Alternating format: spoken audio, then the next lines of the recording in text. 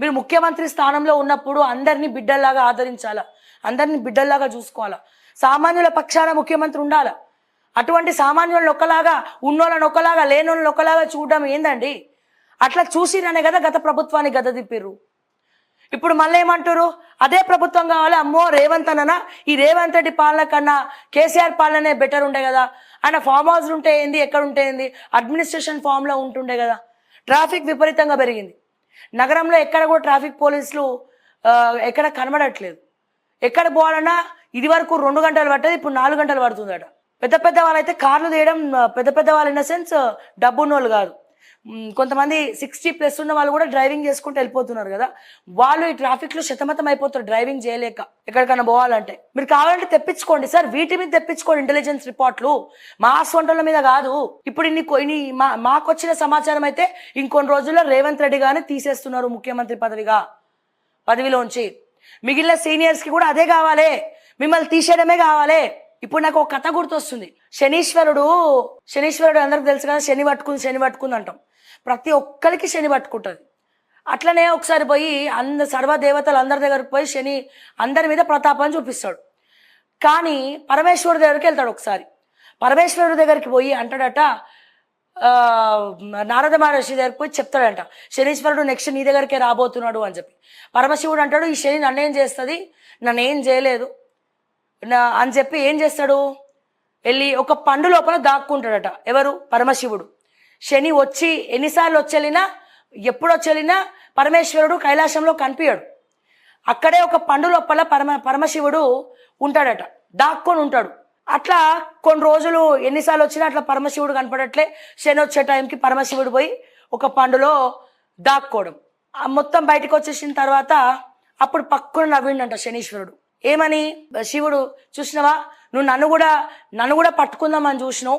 పరమశివుడు శనీశ్వరుడితో అన్నాడట, నన్ను కూడా పట్టుకుందామని చూసినావు నువ్వు, కానీ నేను నీకు దొరకలేదు చూసినావా, నేను పరమశివుడినే నువ్వు పట్టుకుందాం అనుకుంటావా అని చెప్పి పరమశివుడు అన్నాడట.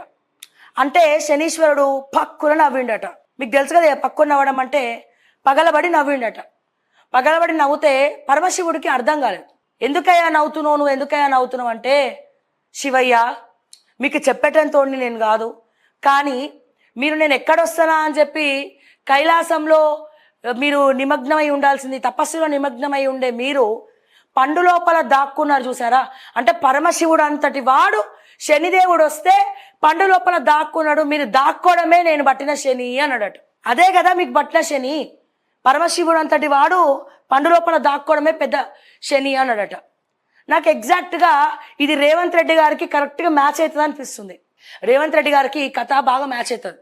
నన్ను ఎవరు ఏం చేస్తారులే, ఈ సీనియర్ల నుండి కాపాడుకోవడానికి, నా హీరోయిజాన్ని చూపించుకోవడానికి నేను ఏది పడితే అది చేసుకుంటా పోతా అని చెప్పన్నాడట.